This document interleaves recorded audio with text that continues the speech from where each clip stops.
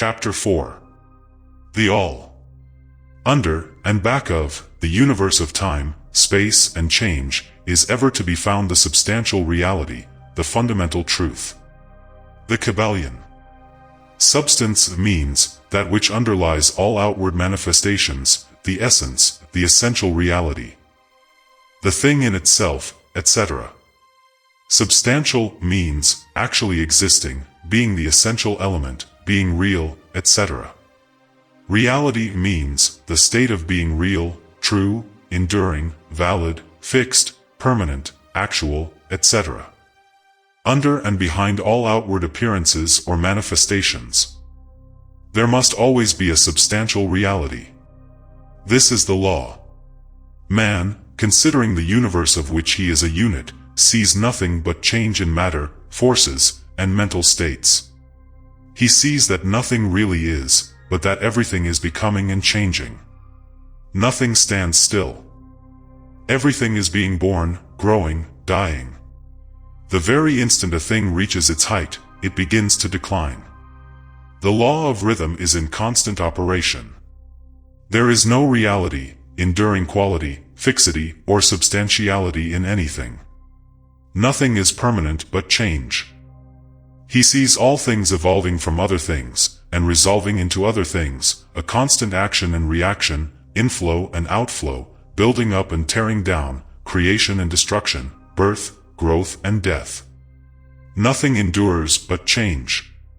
And if he be a thinking man, he realizes that all of these changing things must be but outward appearances or manifestations of some underlying power, some substantial reality. All thinkers, in all lands and in all times, have assumed the necessity for postulating the existence of this substantial reality. All philosophies worthy of the name have been based upon this thought. Men have given to this substantial reality many names. Some have called it by the term of deity, under many titles. Others have called it the infinite and eternal energy, and still others have tried to call it matter, but all have acknowledged its existence.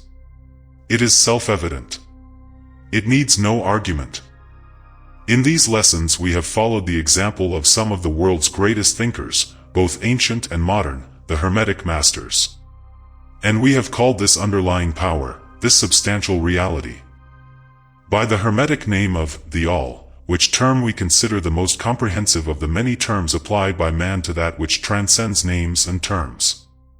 We accept and teach the view of the great Hermetic thinkers of all times, as well as of those illumined souls who have reached higher planes of being, both of whom assert that the inner nature of the All is unknowable. This must be so, for nothing but the All itself can comprehend its own nature and being. The Hermetists believe and teach that the All, in itself, is and must ever be unknowable. They regard all the theories, guesses and speculations of the theologians and metaphysicians regarding the inner nature of the All, as but the childish efforts of mortal minds to grasp the secret of the infinite. Such efforts have always failed and will always fail, from the very nature of the task. One pursuing such inquiries travels around and around in the labyrinth of thought, until he is lost to all sane reasoning, action, or conduct, and is utterly unfitted for the work of life. He is like the squirrel which frantically runs around and around the circling treadmill wheel of his cage, traveling ever and yet reaching nowhere, at the end a prisoner still, and standing just where he started. And still more presumptuous are those who attempt to ascribe to the All the personality, qualities, properties, characteristics and attributes of themselves, ascribing to the All the human emotions, feelings, and characteristics, even down to the pettiest qualities of mankind, such as jealousy, susceptibility to flattery and praise, desire for offerings and worship, and all the other survivals from the days of the childhood of the race. Such ideas are not worthy of grown men and women, and are rapidly being discarded. At this point, it may be proper for me to state that we make a distinction between religion and theology, between philosophy and metaphysics. Religion, to us, means that intuitional realization of the existence of the All, and one's relationship to it. While theology means the attempts of men to ascribe personality, qualities, and characteristics to it and also their theories regarding its affairs, will, desires, plans, and designs, and their assumption of the office of middlemen between the all and the people. Philosophy, to us, means the inquiry after knowledge of things knowable and thinkable, while metaphysics means the attempt to carry the inquiry over and beyond the boundaries and into regions unknowable and unthinkable, and with the same tendency as that of theology. And consequently, both religion and philosophy mean to us things having roots in reality, while theology and metaphysics seem like broken reeds, rooted in the quicksands of ignorance, and affording nothing but the most insecure support for the mind or soul of man. We do not insist upon our students accepting these definitions, we mention them merely to show our position. At any rate, you shall hear very little about theology and metaphysics in these lessons. But while the essential nature of the all is unknowable, there are certain truths connected with its existence which the human mind finds itself compelled to accept. And an examination of these reports form a proper subject of inquiry, particularly as they agree with the reports of the illumined on higher planes. And to this inquiry we now invite you. That which is the fundamental truth, the substantial reality, is beyond true naming, but the wise men call it the all. The Kybalion. In its essence, the all is unknowable. The Kybalion. But the report of reason must be hospitably received and treated with respect. The Kybalion. The human reason, whose reports we must accept so long as we think at all, informs us as follows regarding the all, and that without attempting to remove the veil of the unknowable. 1. The all must be all that really is. There can be nothing existing outside of the all, else the all would not be the all. 2. The all must be infinite, for there is nothing else to define, confine, bound, limit, or restrict the all. It must be infinite in time, or eternal. It must have always continuously existed. For there is nothing else to have ever created it, and something can never evolve from nothing, and if it had ever not been, even for a moment, it would not be now. It must continuously exist forever, for there is nothing to destroy it, and it can never not be, even for a moment. Because something can never become nothing.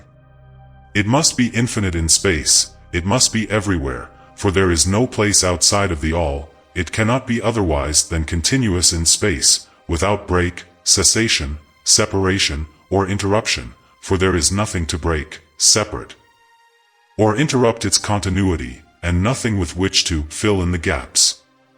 It must be infinite in power, or absolute, for there is nothing to limit, restrict, restrain, confine, disturb, or condition it. It is subject to no other power, for there is no other power. 3. The all must be immutable, or not subject to change in its real nature, for there is nothing to work changes upon it, nothing into which it could change, nor from which it could have changed. It cannot be added to nor subtracted from, increased nor diminished, nor become greater or lesser in any respect whatsoever. It must have always been, and must always remain, just what it is now, the all. There has never been, is not now, and never will be, anything else into which it can change.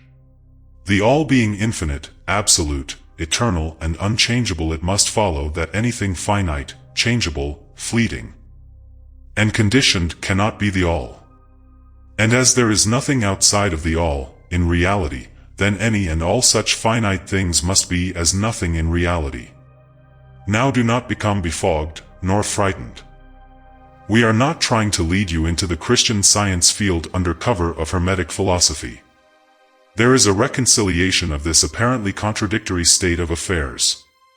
Be patient, we will reach it in time. We see around us that which is called matter, which forms the physical foundation for all forms. Is the all merely matter? Not at all. Matter cannot manifest life or mind, and as life and mind are manifested in the universe, the all cannot be matter. For nothing rises higher than its own source. Nothing is ever manifested in an effect that is not in the cause. Nothing is evolved as a consequent that is not involved as an antecedent. And then modern science informs us that there is really no such thing as matter. That what we call matter is merely interrupted energy or force, that is, energy or force at a low rate of vibration. As a recent writer has said, matter has melted into mystery. Even material science has abandoned the theory of matter, and now rests on the basis of energy. Then is the all mere energy or force? Not energy or force as the materialists use the terms, for their energy and force are blind, mechanical things, devoid of life or mind. Life and mind can never evolve from blind energy or force, for the reason given a moment ago. Nothing can rise higher than its source, nothing is evolved unless it is involved, nothing manifests in the effect, unless it is in the cause. And so the all cannot be mere energy or force, for, if it were, then there would be no such things as life and mind in existence. And we know better than that, for we are alive and using mind to consider this very question, and so are those who claim that energy or force is everything. What is there then higher than matter or energy that we know to be existent in the universe?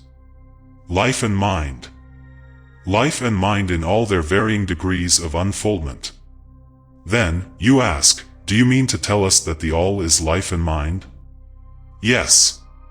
And no, is our answer. If you mean life and mind as we poor petty mortals know them, we say no. The all is not that. But what kind of life and mind do you mean, you ask? The answer is living mind, as far above that which mortals know by those words, as life and mind are higher than mechanical forces, or matter. Infinite living mind as compared to finite life and mind. We mean that which the illumined souls mean when they reverently pronounce the word, spirit. The all is infinite living mind, the illumined call it spirit.